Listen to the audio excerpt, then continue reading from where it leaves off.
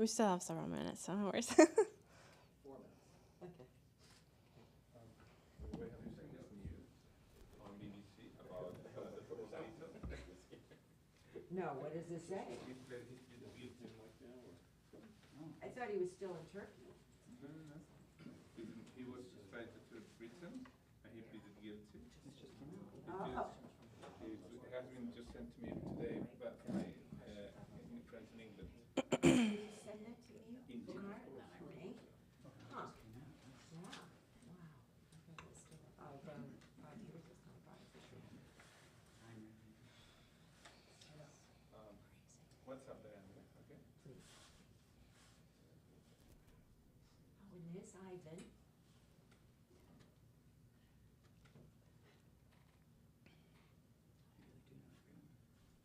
Oh, these are friends. Jason. He's a big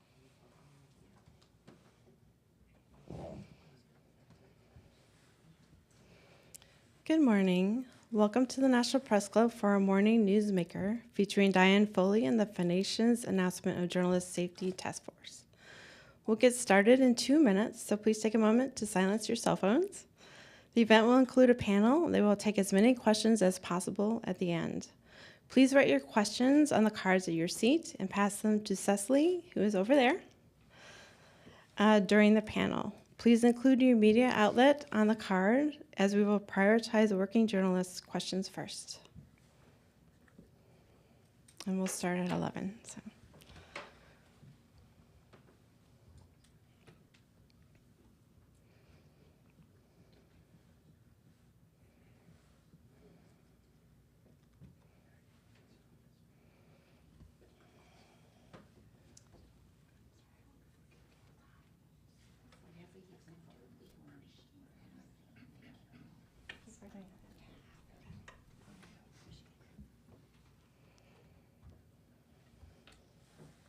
Thank you for showing up yesterday. It was cold.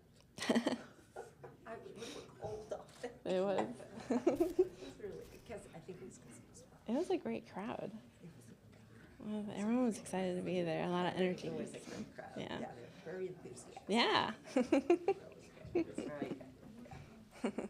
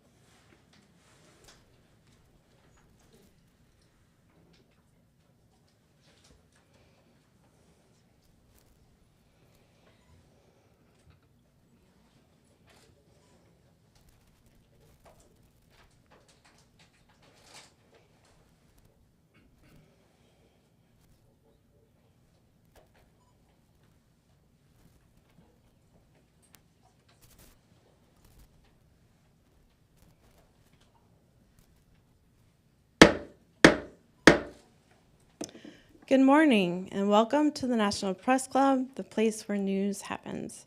I'm Eileen O'Reilly, the president of the National Press Club and the managing editor of Standards and Training at Axios.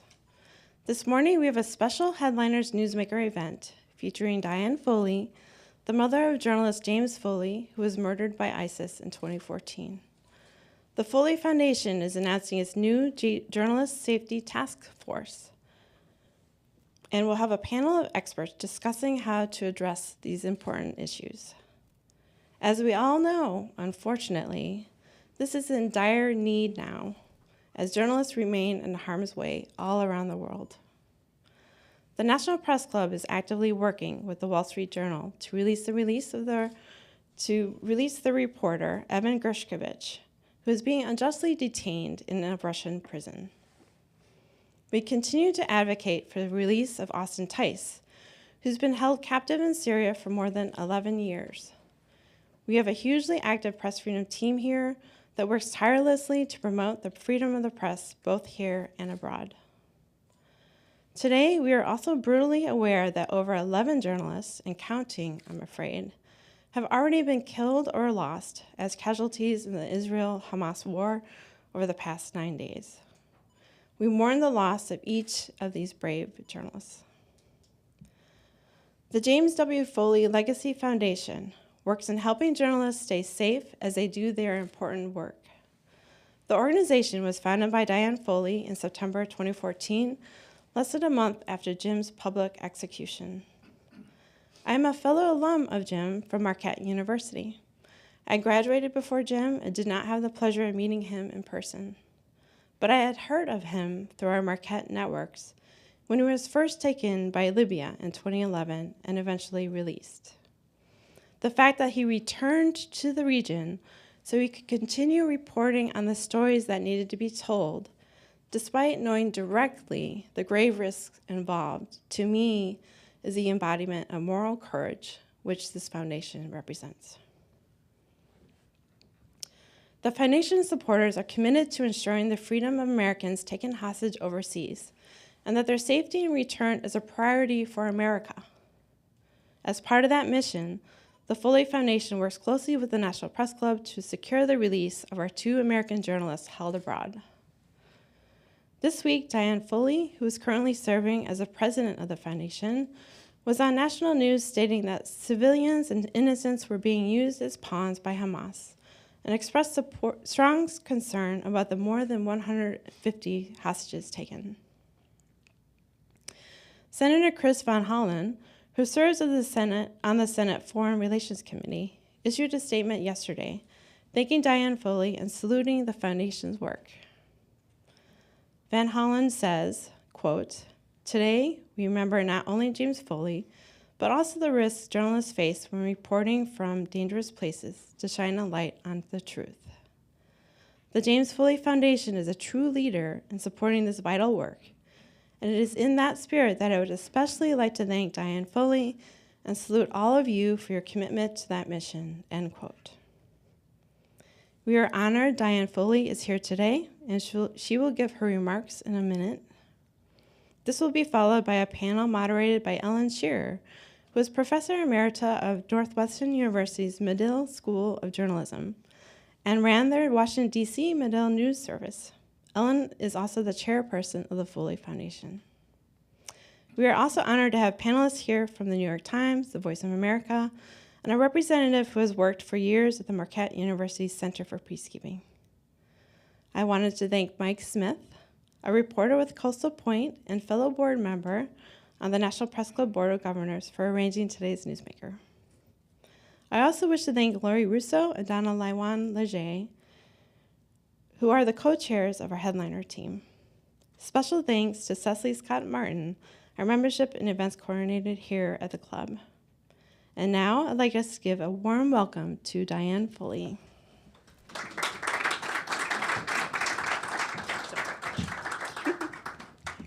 Thank you, Eileen, and thanks to the National Press Club and all of you for taking time to be here, and for C-SPAN for covering our news today. The Foley Foundation is deeply committed to journalist safety. We want to ensure that both aspiring journalists and freelance journalists have access to the latest in safety education to enable them to bear witness to current events as safely as possible. Our signature initiatives have been the development of undergraduate and graduate school safety curricula to embed a safety curricula in all schools of journalism that's also accessible to freelance journalists.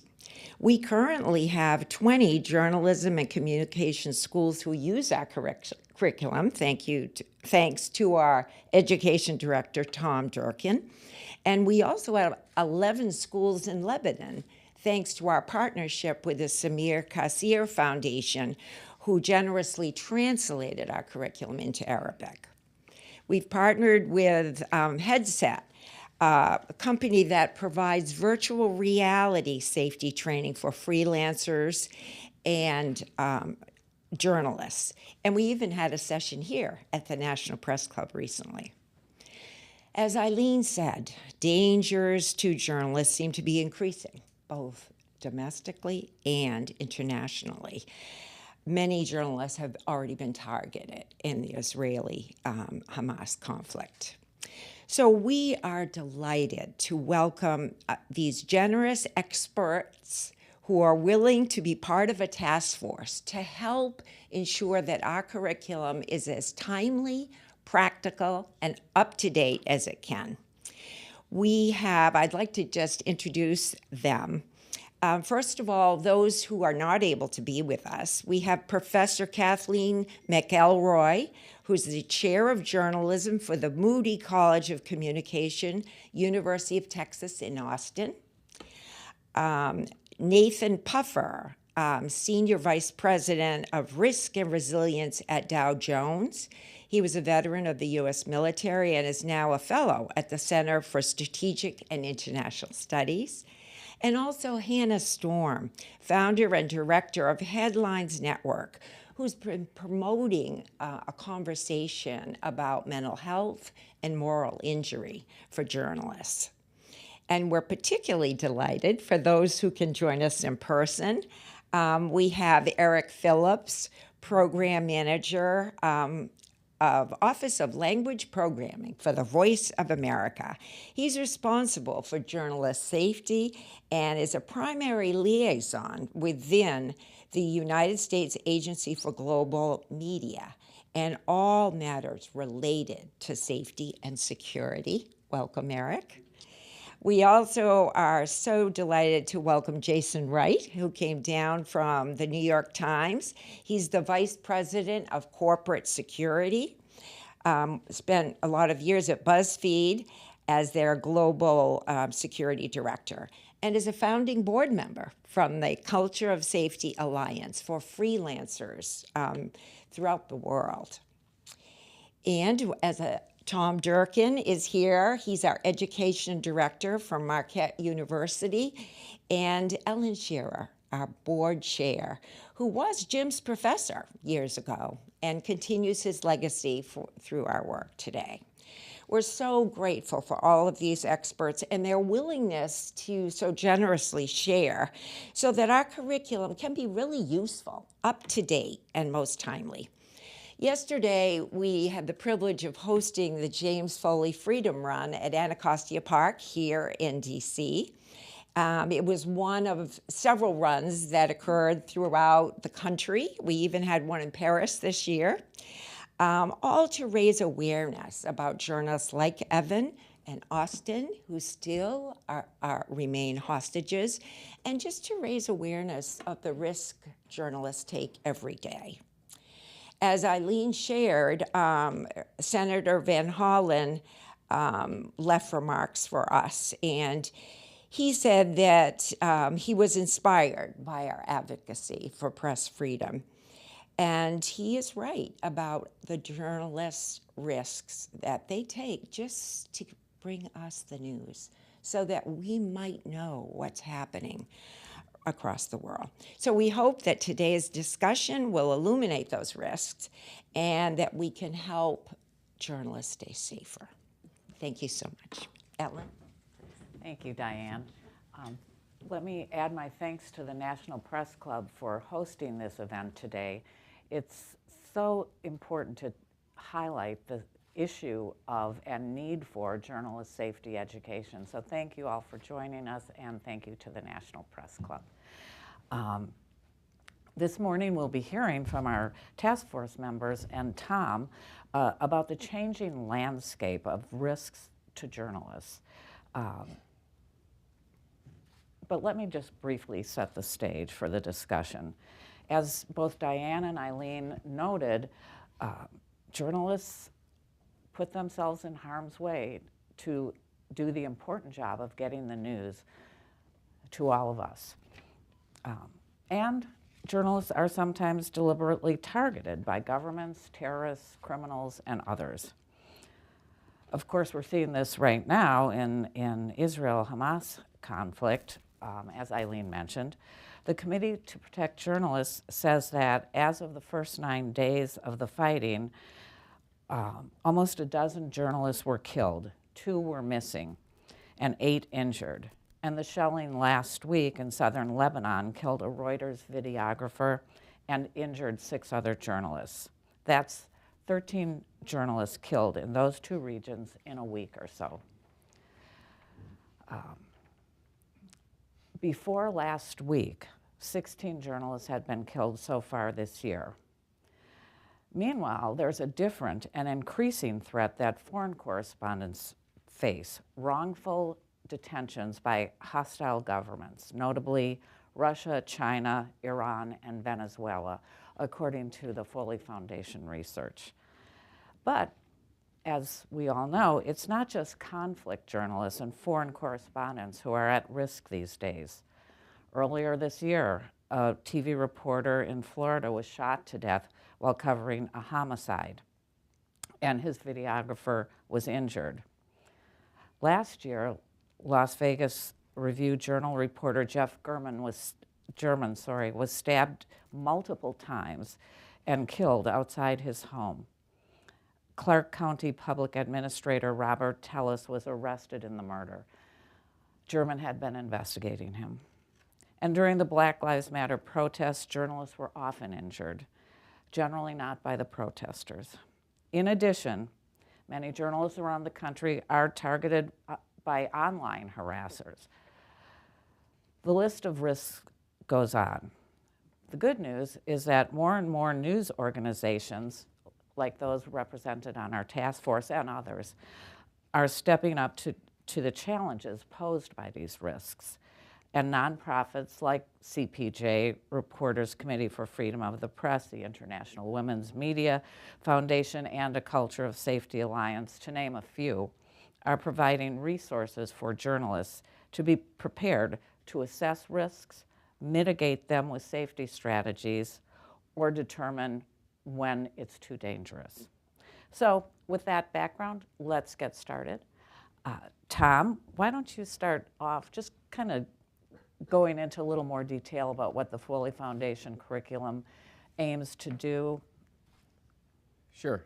Thank you for the question, and thank you to the Press Club for having us for this important panel. Within months of Jim's murder back in 2014, Ellen, who it was mentioned was one of Jim's professors, created a graduate-level seminar designed for conflict journalists, particularly for freelancers. And obviously that's important. We know that conflict journalists are going to come up against risks. But one of the things that we noticed and we started recognizing was that it's not just conflict journalists that need to be prepared for risk. And we have to start with journalists when they're young, to start building these habits, these safety habits, to make sure that journalists are learning how to be safe. The way I always think about this is I think about my sister Katie, who's a paramedic field chief with the Chicago Fire Department. Her job is to save lives, but she needs to know how to do it safely. Journalists are not that different than first responders. They run towards scenes, they run towards violence, they run towards places where other people are leaving, and they're armed with a pen or a camera. So we, I feel, have a responsibility to make sure journalists at the youngest age are learning how to be safe and how to build habits. So we took what Ellen had created with the graduate level seminar and started focusing on undergraduate programs. The challenge was, do you teach a class? If so, is it a first-year class? Do you wait till they're seniors? Or do you embed safety into the curriculum? And our thinking was that if we could gather materials, work with experts, see what students need to know, and we work with schools to start at the youngest, the first year. You walk in, how do you be safe? How do you do a risk assessment? How do you interview a hostile source? And these things are coming up throughout their courses. The habits are developing. And in that way, safety does not become some add-on. It's not something extra that you do. You need to be safe to be an effective journalist. And safety is it's not just the physical safety we're looking at. You're looking at physical safety, you're looking at mental safety, you're looking at digital safety. And while it seems like a lot to cover, if it's offered throughout courses, I think we have a better chance of making sure that journalists have the tools to protect themselves. And I firmly believe that the best way to do it is throughout the curriculum, where students are just learning this in their course. It's not like you need to be safe when you do this. You always need to be safe. To be honest, you can go to a school board meeting these days, and it can turn sideways. So doing risk assessments and thinking about your safety and what I can be prepared for it's a habit. And I know that the people on this stage agree with that and have either experienced or seen other journalists that need these tools to confront these challenges. Thank you, Tom, and thank you for all the work you've done over the years enhancing the curriculum. Eric, maybe you could talk a little bit about what keeps you up at night. What are the challenges? You have a network around the world and in the United States of journalists, freelancers, and staff that you have to try to protect. And how do you work with them to create a culture of safety, to keep them safe? Thank you very much. In addition to myself being here, I also want to call attention to the fact that Clara Dominguez, who is a distinguished journalist herself and also manages all of the external partnerships for Voice of America, is also here with me today. So thank you, Clara. Beyond that, on behalf of all of my colleagues at VOA, we want to extend our thanks to Diane, to you, Ellen, to Ben, and to you, Tom, for asking us to be part of this task force. We regard this opportunity very highly, and it's our hope that anything that we can contribute will be of use to the foundation as you guys continue to build on that already robust and impressive curriculum, for sure. We've been asked to talk about some of the challenges, and we'll do that. But before we get to the challenges, we want to touch on, it's not all bad news. There are spots of good news, and I did want to share a couple with you here today. Of course, the Foley Foundation and their curriculum is the lead, goes without saying. But there's more good news. Amanda Bennett, who is the CEO of USAGM, has stated right from the start of her administration that journalist safety is a priority for USAGM and all of the entities that operate under USAGM, including Voice of America. That's a big deal. Words are wonderful, actions are better, and Amanda has created the first ever journalist safety officer position at USAGM. We're interviewing candidates for that position now, and when that appointment is made, that's somebody that I'll interact with on a daily basis in the interest of safety. Could you tell a little bit more about that position, actually? Yeah. Well, I was going to say it's probably below your pay.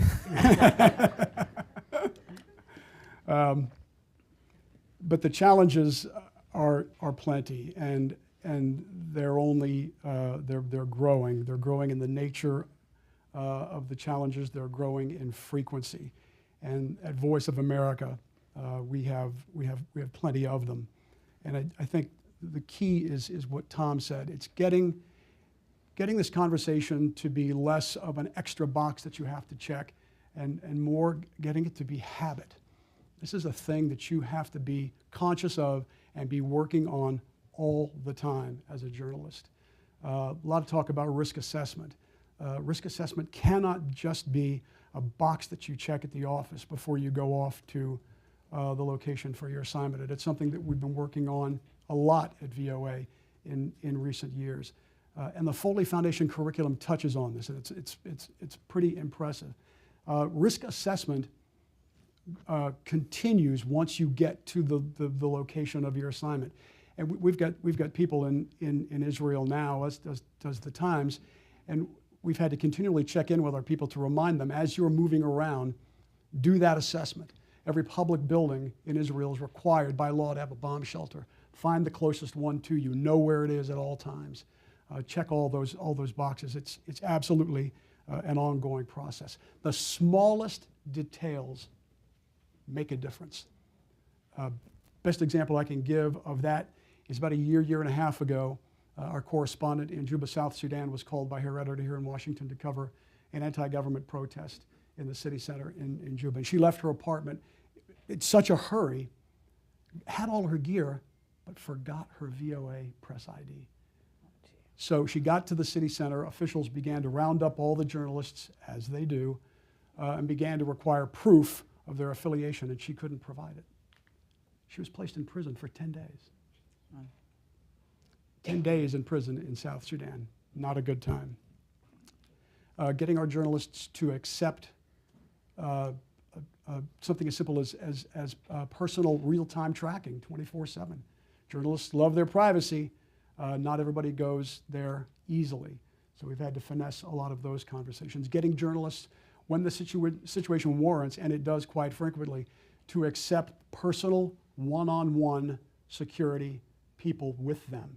Journalists don't like to be encumbered by a +1 when they do their work. I get it. But there are some circumstances where you're going to have that person with you 24/7. And making those choices, if you're the newsroom manager and your curriculum touches on how important the management positions are, you have to find a security partner that understands their role is not to say no all the time in the field, but they understand the work that journalists do, and it's about having a conversation with that person. It's about having a security rep that says, look, the reporting you're suggesting is a little dicey.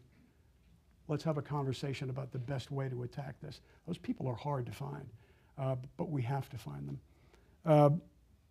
Mental health, mental wellness, trauma, moral injury. This is sort of a new-ish conversation at VOA. We're being very careful about how we travel down that lane. We're absolutely engaged with Hannah Storm on that and the DART Center.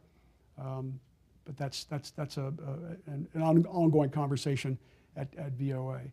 One of the greatest areas of challenge that we're having at VOA is with the use of our stringers and our freelance network. And in the universe of VOA, those are two distinctly different models. A stringer typically is a person who has a direct contract with us.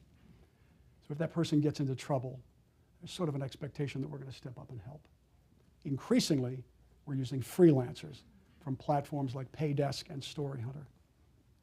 There's no direct affiliation between VOA or the agency and the individual. Right? That connection is with the company, Paydesk and StoryHunter. So what is our responsibility to the journalist if the journalist gets in trouble? At the ACOS meetings in New York, there was a great discussion on policy versus principle. Policy says you're not responsible for that person. Principle says, wait, what? This person is working in a hostile environment, completing assignments for me on a daily basis. How am I not responsible for that person? That's a very tricky conversation at VOA, very difficult conversation in a federal environment, and we're working on it. We know that we have to do better. I could go on. There were plenty of challenges to talk about, but I'll just close by repeating my thanks to the Foley Foundation on behalf of VOA to be a part of this. And again, we hope that whatever we can contribute will be useful. Thank you. I'm sure it will, and we really appreciate your help. So, Jason, I'm going to ask you a variation of the same question. What keeps you up at night? And how has that changed also over time? You know, I think Right. To Eric's point, you can't be static in your approach. No, you So certainly can't. Maybe talk a little bit about how it's evolved and what you're worried about today. I mean, if you're going to get a couple of security people here, I think that there was an expectation that there would be doom and gloom, but I'm going to follow Eric's lead Okay. and maybe be, if you'll allow me, to be a little optimistic for just a second. allowed. I actually feel, similar to what you had mentioned, Eric, and it was really well said, that there has been a pretty substantial shift in the past 10 years, I think, in the relationship of risk between editors and reporters, specifically freelancers, and I think it's for the better. I could speak for New York, and actually, if I could, I'd be curious to hear what your point of view is and what your point of view is, and if you see the same thing. But what I've seen through my work at ACOS, through my work at the Times, is that the stereotype or the cliche of this grizzled, angry editor being like, get out there, get me that story, don't bother me, and don't ask questions until you've got the photos on my desk. I think that that's going by the wayside, and that's a great thing. Nowadays, we see that we have young reporters and young freelancers who are concerned about security, and they raise these issues. And what we've been trying to do is make sure that these young reporters, these student reporters, freelancers, recognize that in the modern newsroom, an editor sees security consciousness as an asset and not a liability, right? So if there's a young reporter who's asking difficult questions and saying, okay, I'm going to go to South Sudan and get this tough story, and I'm going to be out there in the protest, but what are you going to do? What's your plan for me? What's the plan if I get in trouble? What's the plan? What's our communications plan? How are we checking in? I want those reporters to see. I can assure you that at the New York Times, if you raise your hand and ask those kinds of questions, editors will see that as an asset. We say, oh great, this looks like a reliable person that we can feel comfortable commissioning difficult stories on. And the older concept of what I think they would refer to as the cowboy, the reporter kind of that just dashes from war zone to war zone and from danger to danger without too much of a second thought, actually creates a mountain of both ethical challenges, but of course legal challenges for our organizations as well. So I really do think in the past 10 years that I've seen this shift, and it's great. What keeps me up at night, and really this is, I think, a problem at any institution, small and big, is how do you translate that message into something operational, right? So we know we all want to do the right thing. It's not that easy, okay? The editors, senior leadership, everyone's aligned that says that journalism safety is a priority. But it's why I asked specifically about this new role that it seems is being stood up. That's a great step because operationalizing these thoughts is really challenging. And I'll be the first to admit that at the Times with our resources, it's still tough. We're still figuring it out as we do it. Specifically around, as you mentioned, the intersection of mental health challenges with the news cycle that we're on today. I think we're all figuring it out as we go through it, but developing plans and policies that can operationalize these ideas, because we all are aligned on these principles. We all want to make sure that news gathering is done safely. Let's just figure out how to do it. And I think that's what I'm really spending time trying to think of how to solve. I want to follow up on that, but I just want to remind people that if you have questions, there are pieces of paper and you can write your questions. So we'll be getting to those shortly. Jason, back to what's keeping you up at night. I don't think either of you mentioned digital safety too much. Could we talk about that? Because that's, in a way, almost a hidden danger. You can be attacked without leaving your desk. That's true. It's offered our adversaries greatly enhanced capabilities to be able to interfere with our news gathering.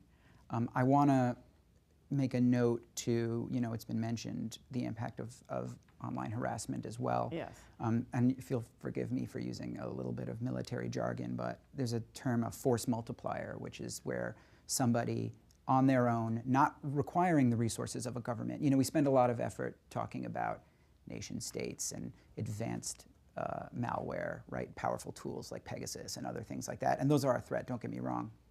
But individuals at home who are firing off awful messages to people can have a silencing effect as well. And that's really what the threat is that we're describing, right? It's the threat of reporters not wanting to continue to cover something because they feel like, well, it's just not worth it. It's just not worth the wave of harassment I'm going to get. What we've found is that digital security is intimidating to people. It's very technical. There's a lot of things you can get wrong. But I certainly believe, and I think that the curriculum and curriculums that are geared towards solving this issue, if they're focused on principles, the principles of digital security, those don't change, broadly speaking. The techniques, the specifics, the technology, that's constantly shifting. And so making sure that folks understand the core principles of information security really are, I wouldn't say static, but they're not shifting quite as fast as the technologies on top of them are. And that's a good way to ensure that people have a strong foundation, and then on their own they can kind of fill in the blanks of what is needed in a given moment. I mean, that's a very, very well said. There's not too much I can add to that, but I'll touch on it a little bit. There are two lanes for digital security. The one that's most obvious is with your personal devices, and we've had to tell our people, use an agency device. Don't use your personal device when you're traveling. You don't want your personal self to be exposed to the bad actors out there. The more dangerous though, speaks to your question, Ellen, is the harassment piece. And at VOA, it happens with tremendous frequency. And what's happening more than the individual journalists being harassed and attacked is very worrisome, is the members of their family. The bad actors are finding these family connections. And now when the journalist logs on, they're getting these threatening correspondence with the names of their family members and the actions that are being taken against them, and that's very worrisome. And then when that happens, we engage with the journalist and maybe take them offline for a period of time. The reaction to that can be any number of things, and it goes without saying, the last thing that a journalist wants to have happen is to be taken offline for a while. So maybe that person does their work without a byline for a bit, doesn't go on travel for a bit. There are a number of steps that can take, but it's a really significant issue at VOA. And do you, are there any specific? Is it? I suppose it's very much case by case. Yes, Yeah. it's very Yeah. much case by case the way we react to it. Yeah. Can I add actually? Yes. I feel like whenever I'm at events like this, I always want people to be able to feel like they can leave with a specific or practical piece to this. One of the challenges that we had confronted specifically on this issue with the harassment of reporters, of their families, et cetera, is it's really a cross-functional problem or an interdisciplinary problem. You've got a security component, but it also sometimes speaks, depending on your organization, it speaks to different teams. There's an information security team, there might be a physical security team. There is a communications issue, right? There's legal questions that are raised, and then oftentimes there's standards questions that are raised. And so our approach has been to try and create as many cross-functional groups as possible, or essentially in this case, one cross-functional group that has representation from the different departments that I had said. And again, I think this applies to any sized organization. Whoever wears the hat, and there's an elegance, I think, to VOA's approach here. The fact that you're here and that you have these responsibilities, I think streamlines a lot of that, right? Because, and so we've tried to mimic or duplicate some of that effort, which is to say that we have our communications professionals who can handle some of the communications challenges that you're having. We have the information security and the security professionals making sure that everyone's safe. If there's standards questions that are baked into this, we're making sure that those are addressed. And then, of course, there's the leadership component, which you also touched on. I think that I absolutely endorse that approach, which is that senior leadership needs to know that it's a problem and needs to know it's something that's taken seriously, and that oftentimes it's as simple as just having a senior leader reach out to this individual and say, hey, I know what you're going through, and that's the cost of good journalism, or whatever it may be. But that's a good example of operationalizing these kinds of things and saying, here's the playbook, that's what you need to do. If I can just circle back, if you start thinking about the safety curriculum, one of the things I think we really need to get past is this idea that student journalists are journalists in training. Right. They are journalists. They are covering the local news for most communities. They are covering violence. They're covering sexual assaults. They are covering real stories. They're not in training. If you look at some of the biggest breaking stories domestically, if you think about places like Northwestern, Michigan State, Stanford, school shootings in University of North Carolina, these are real stories that have real impact that can really affect young journalists. And I think J schools, both faculty and students, need to realize that these are young working journalists and need to be prepared for what they're covering. I agree. I think that, and thanks for the shout out to Northwestern, but I do think that gets back to this whole idea of these cannot be standalone, let's, before you go out on assignment, do a risk assessment, okay, you're good to go. You really have to be having this in your head as wherever I am, thinking about, am I safe here, and what can I do about it? Diane. The only thing I would add, because I think that's so true, and I think I totally agree with what Jason's saying. I think I'm beginning to see it evolve but some schools of journalism and even editors previously didn't seem to have any moral responsibility for sending people out wherever, sending their students out into the most dangerous neighborhoods, often alone. That's what we're trying to do. We're trying to help them realize their responsibility to empower these students, give them the tools they need, the freelancers, the journalists, so that they know someone's got their back and they can be safe. They have a plan. They know how to stay safe when they're covering these stories. Yes. And I think that also brings up the issue of this isn't just an issue for foreign correspondents. This is an issue for reporters in the United States. And I wonder if you two could talk about how you address, or if, problems that have come up in terms of, protests, civil unrest that has become violent. Certainly in Washington, we went through an insurrection. So, I think we've seen this more and more. And in fact, Tom and I have talked to some news organizations around the country, and their reporters were talking about some of the basic ways that we used to report stories. If there's a murder in a community, as what happened in Florida, you go to the family's home, the victim's home. That's reporters are concerned about knocking on someone's door because of all of the gun violence. I'm not trying to be political, just factual. Or even pulling into someone's driveway, people have got hurt. So I just wonder, how do you talk to your newsrooms about stories they're covering in the United States? And how does that change versus, or not change, compared with foreign correspondents? Well, I'll jump in. We're going to repeat mindset and habit a lot here today, and that's fine. When you join VOA as a brand new staff person or as a brand new contractor, you're required to go through a standard orientation. And I do a 30 or 40 minute presentation on journalist safety, and we hit on this point right up front, that anywhere you go, including our backyard at the Voice of America, which is the National Mall, as you noted, is frequently the site for marches, rallies, protests. And people have to understand that those events can turn hostile. When emotions are high, tensions are high, you always run the risk for those events to get a little sideways, and it becomes a dangerous environment for a journalist.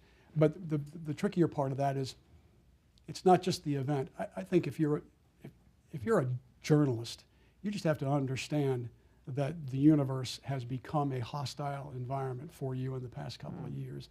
It doesn't make any difference where the assignment is. But for people who are just doing assignments in the Washington area, particularly, we have them report to me and to their supervisor where they're going to be. We require that they go in pairs now, that they don't do those assignments alone, and make sure that real-time location tracking is part of the plan. So it's just having that mindset that when you walk out of the door of the building at VOA, you're walking into a hostile environment. It just doesn't make any difference what the assignment is anymore. Wow. Yeah, and I think I'll have a slightly different answer, perhaps. And one of I'm going to borrow from materials that actually we use when we're training our own teams. We have a whole slide that says war is straightforward, right? And broadly speaking, if a reporter is going to go out to war, in most cases, they recognize and they understand that there's going to be a security burden on them, and you're going to have PPE, and you're going to have this, and we're going to be checking in with you all the time. I'd like to reference, if we're describing some tragedies, really a very formative tragedy that helped shape the way myself and other professionals I've worked with think about risk, was the murder of Kim Wall, the journalist, by an eccentric submarine inventor a few years back. And if you were to take if you were to, before that assignment, take a look at it from a 30,000-foot view and be like, sounds like a quirky story that someone's going to go interview this strange submarine inventor about what's going on, and I probably wouldn't have before. If you would have asked me, I wouldn't have thought twice about it and been like, yeah, go have fun.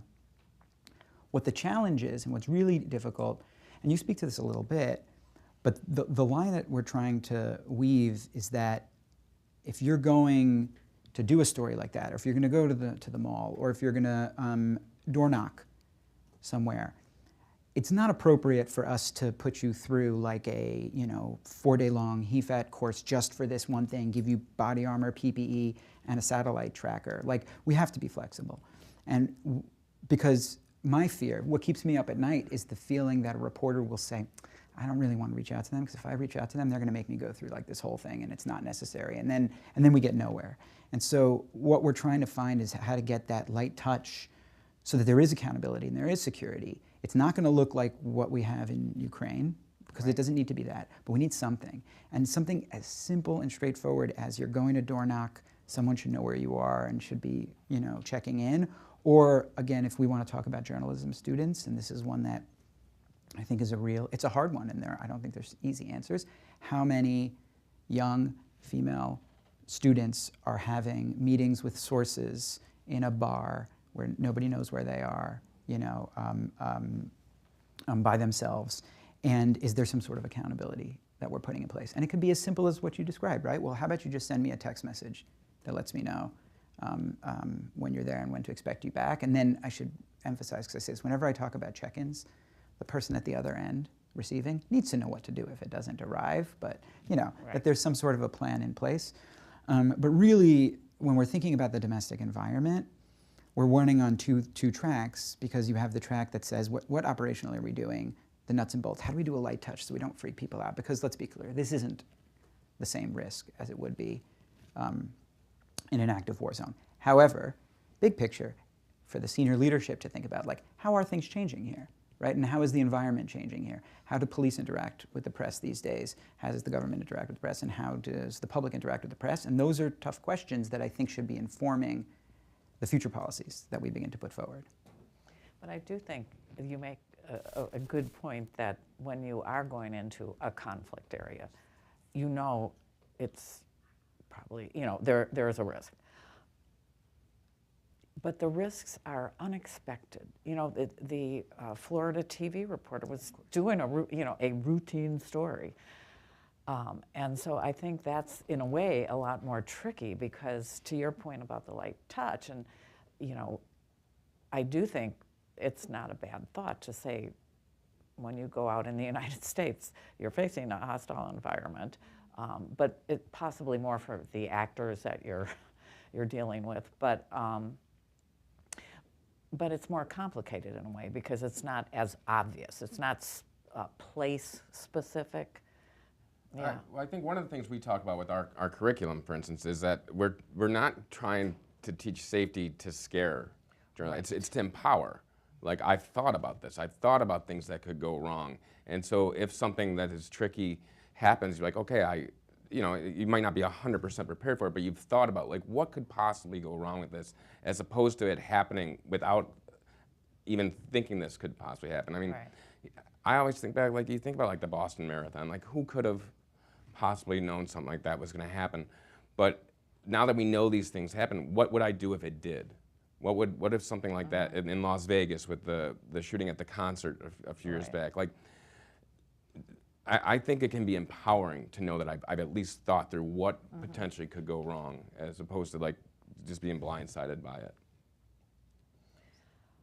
We've talked a lot about what your organizations are doing, which is, so great to hear, because of how seriously you're treating this issue.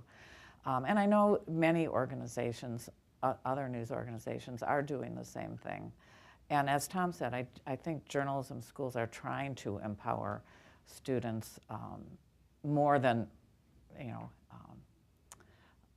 a decade ago. But how about, there are many struggling news organizations, or maybe both financially or maybe in terms of their commitment to safety. Does this take deep pockets, or can this be done without deep pockets? Diane. That's partly what one of the values, I think, of the curriculum. I mean, ultimately, the journalist has to take responsibility. I mean, the journalist has to recognize that they are responsible to educate themselves, to become expert at digital security, at keeping themselves safe and their sources safe. So, because it's not possible, and for every tiny organization to have everything in place, like the mighty VOA and New York Times. I mean, you folks are the gold standard, and we need you for that because we need to aspire to that. But you're right, Ellen. I think a lot of the smaller newsrooms or whatever around the world may not have that. And so the journalists themselves, and we saw a lot of that at ACOS, the gathering of freelancers last week in New York, that they're struggling to empower themselves and make sure their colleagues can be as strong within their own little area to keep themselves safe. It's not easy. And I don't mean to imply that it's easy for you either. No, I'm just saying, easy. you know, when news organizations are, you know, local news organizations reducing staffs and stuff, I think the hopeful thing is we've had a number of smaller news organizations reach out to us, ask for advice. But it's, you know, it is also a challenge, I think, like to say, yes, of course this is important. And how are we going to do it? Well, every top line, every dollar you spend toward journalist safety is a dollar well spent. And we go uncomfortably into the area of budgets and funding when the conversation is journalist safety. Got it. But a little bit of context in the VOA reality. Helmet, vest, gas mask, about $3,000. In the South and Central Asia division alone, there are 106 stringers. We have 6 language divisions. So do that math. Again, no one's questioning the value. No one's questioning whether it's worth it. But the number is always going to draw a conversation because of what it requires for the managers and how we have to rearrange budgets and funds to make sure that that gear gets out. So it's absolutely part of the conversation for an organization my size. So for an organization of a much smaller size, to fund this stuff is significant. We have a few questions from the audience here, and remember there are cards there, so I hope we'll get some more questions. What is your plan for me? Eric says these conversations now happen up front and on the ground. And the questioner is asking, is there a specific example or scenario you could cite about, like, what does that look like in a real life example? What does the conversation with the journalist look like? Yeah. So it's shocker, VOA is a federal organization, so there's a lot of policy and procedure involved. Everyone's stunned to hear that. We have a very cooperative and collaborative relationship with the agency, USAGM, the director of security there, and his people. So the first thing that is entailed, and I'll try not to go on too long here, but if you're a reporter that is, and before we even get to that point, there is a protocol at VOA for requesting an assignment in a hostile environment. You got to get your managing editor on board, you have to get your service chief on board, you have to get your division director on board, then it kicks up to the VOA director to sign off on. And if everybody says yes, then you move on to a formal security briefing. The security officers at USAGM perform that briefing. They're in contact with the embassies and consulates all around the world. So we're getting good data from regional security officers at all of those locations. And all of that is relayed to the journalist. And those sessions can go on and on and on. Christina, you've been through one of those. Some of those sessions can be 90 minutes or two hours in length. There's just a lot of information to share. So in addition to the conversation about PPE and doing risk assessment, there's a lot of conversation about real threats to the journalist, where you're going about what you can expect based on what's happened in the past, and then all of that information from our external players is all shared with the journalist. And it's not a very light touch at all. That's a very heavy-handed approach, But we feel like for assignments in dicey places, that's the way it's got to be. And since you used an acronym, PPE is personal protective equipment. Yep. Yeah. Okay. Jason, could you give us like a real life scenario? When you're sending a reporter to Israel, say, or Let me give one that's not Yes. like currently operationally Okay. Good idea. in use, but would you like an example of what we would term a quote unquote high risk deployment type Yeah. example? I mean, in those cases, we're heavier touch too, right? You're describing a risk assessment. There's a written component. The important part in all of these processes is making sure that the right questions are asked. We're not necessarily gunning for an answer. We're gunning for, well, did we kind of surface issues that maybe are unforeseen? The next important piece, which I really want to stress, is that it is not up to the security team as to whether or not an assignment is going to go forward, right? Because that's an editorial decision, right? My job would be very easy if I just said no to everything. So there's obviously a reason why we're putting people into harm's way, and I am not the editor, so it's not my decision to make that. So really, our function is to try and elevate. Did you think about this? Did you think about these risks? How are we going to mitigate these risks? You can't mitigate every risk, so there's going to be the latent risks. How are we going to decide, is the story worth these kinds of risks? I think what you'll find, the areas that are the most challenging, where you have the most unknowns, it's almost always when communication is an issue, right? Whether it's because of the geography of an assignment, that there just won't be communication, or because of the political or whatever the reason.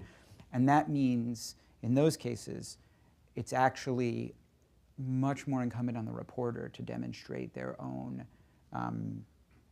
capabilities, and that's where the experience comes in. And to be clear, we're not an agnostic institution that will just take anyone and be like, okay, you go here, you go here. For these really difficult assignments, of course there's a consideration of the reporter's own capabilities and experience. And I should say, even more to that point, we cannot be experts on every single region and every single place in the world. So in fact, I would go so far as to say, oftentimes we're learning from them and saying, okay, help us understand, right?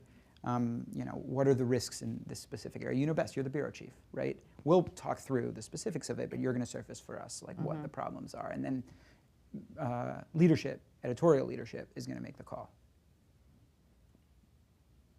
And how is there a time where, okay, this reporter isn't the right, can't go, but this reporter can, based on I don't think their knowledge or physical I don't think skills? it would be that. To be clear, it's this isn't something that's written in stone, but rather I would look at it the other way, which is that if there's the reporters or the editors are usually the ones that are coming up, right, with a given idea or a story that they're going to do.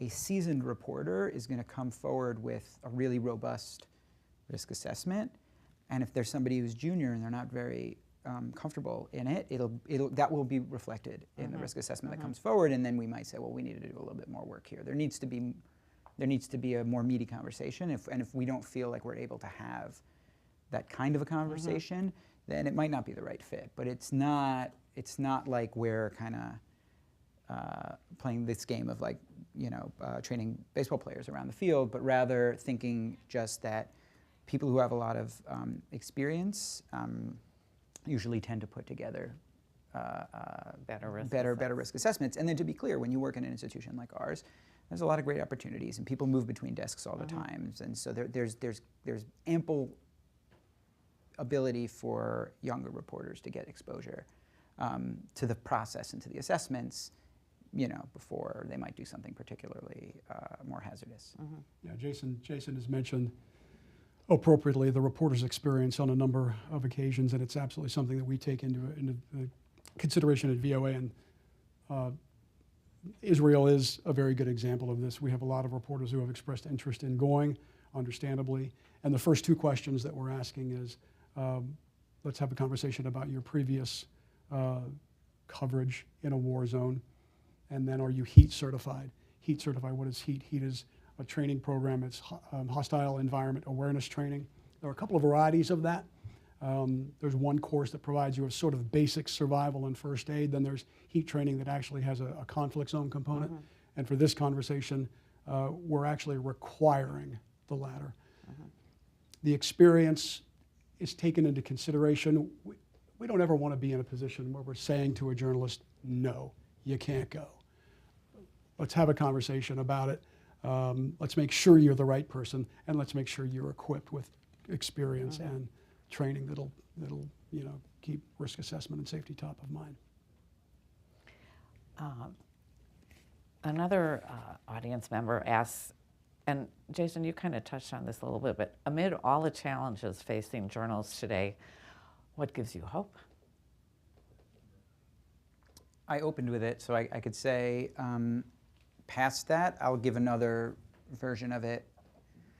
There are so many tools and resources, and they're right in front of your face, and they oftentimes don't require a lot of work. And I remember, I'll use I'll use a little bit of a digital security example if I may, but I think it's sort of a helpful one. I don't know if anyone here has ever tried to set up a PGP mail account, which is a type of encryption for email where you have to teach people, okay, well, this is what's called your public key, and this is your private key, and the public key you give to people, the private key you keep secret. They can't see your private key, but they should see your public key. And it's like, if anyone's tried to go through and teach this to somebody, it's like, oh my God, are you killing me? You're pulling your hair out. 2-hour-long training to get this done. On the learning end, it's no funny. Yeah, right. Well put. Nowadays, WhatsApp, Signal, these tools provide the same level of this incredible end-to-end encryption, and you don't have to think about it. And kids in high school are using it, right? It's not a thing that needs training at all. You say, hey, download Signal, and there we go. Another point that I'll make, which is that at no time is it better to be the owner of the most popular mobile devices. So like the Apple and the Androids that everyone's carrying around, these companies are investing enormously in the security of their devices. And so it used to be, it remains a major threat vector, mobile security, but a new, up-to-date iPhone is incredibly secure. It's an incredibly secure device. And so when we're thinking about how to make sure that people are safe, we're spending a lot less time thinking about, well, you're gonna need a burner device and a passphrase, and you have to install this special tool on your computer. That it's like, look, if you just keep your computer up to date, your phone up to date, and you use an encrypted messaging service like Signal, you're probably 95% of the way there. And there are a group of reporters for which that 5% or maybe even 1%, where the level of threat is so significant that you're going to need a little bit extra. But I feel confident to say that most reporters doing their jobs today will be incredibly difficult to interfere or hack them if they do the three things that I just mentioned. So I think that wasn't the case 20 years ago, and so we're really in a golden age of capability there with tools. So don't hit remind me later. Go ahead and do the update. Do that update. Do the update as soon as you can. I would say that if you want hope, and this is not a safety issue, I would say go talk to young journalists in journalism schools and the passion they have despite the risks. It's remarkable to talk to young journalists or aspiring journalists and just how excited they are to go tell stories. And so I think if we can combine it with these safety elements, I think we can be in a really good position. Yeah, I would say, I'm sorry. No. Everything he said, first of all, is spot on. And I'll just add to that with a baseline at VOA. I've been at VOA for 20 years. The conversation on safety is happening with much, much greater frequency now than it ever has. That gives me hope. The manner in which our leaders at VOA and USAGM are taking this issue up and being responsive to it, it's much more frequent now than it ever has been. So that gives me hope. So it's just having that conversation. It happens now across all 6 language divisions at VOA every single day on some level. That gives me hope. And do you guys see the results of that? I mean, I think you were alluding to this earlier, but do you see journalism students, young reporters feeling like it's okay to bring this up, or to say, I'm not comfortable going on that assignment? Not enough. Not enough. Not enough. I mean, that's why I'm here saying what I'm saying, and I want to just stress that I think we both agree our job is to make more journalism, right? And so all of this should be in the service of people feeling more comfortable to go out and report. I want journalists to recognize that just because you're asking questions about risk and safety doesn't mean that your story is going to get booted or anything. Like, it just means you have to have the conversation, and it's just going to mean putting in a little bit more work. But we want the story to get out, and I just wish that more young people recognize that it's not going to prevent it.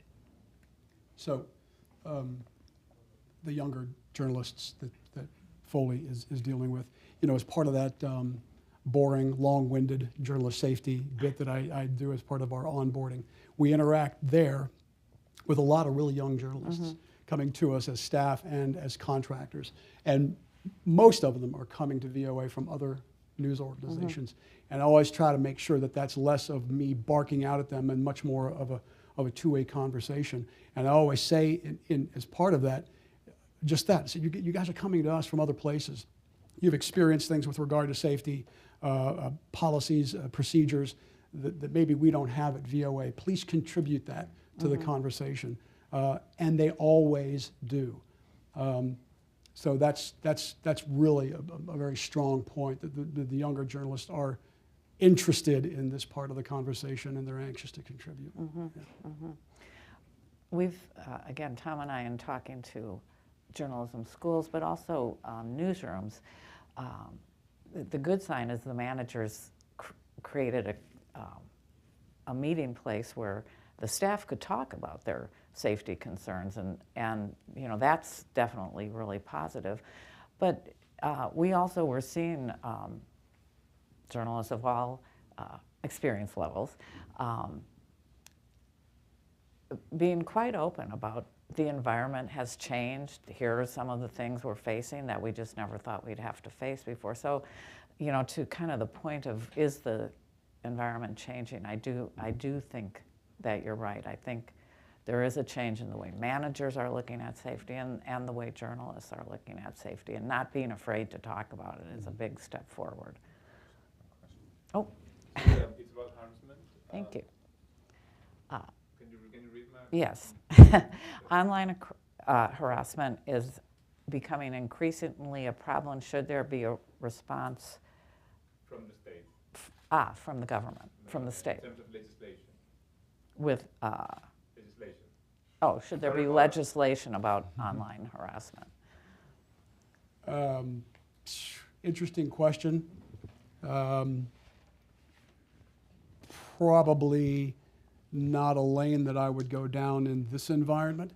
I can't speak for the State Department or any other part of the government about whether or not there should be, or they have an interest in getting involved in this conversation.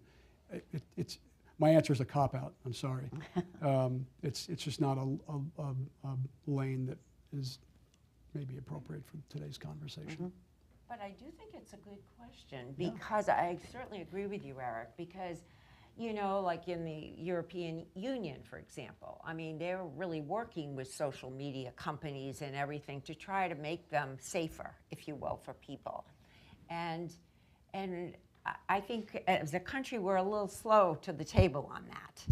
Here we've developed all these wonderful platforms and everything, but we're slow to kind of require them to deliver in terms of safety for people, for our children, So, I really, recently, Bill Holstein recently did a book about cyber war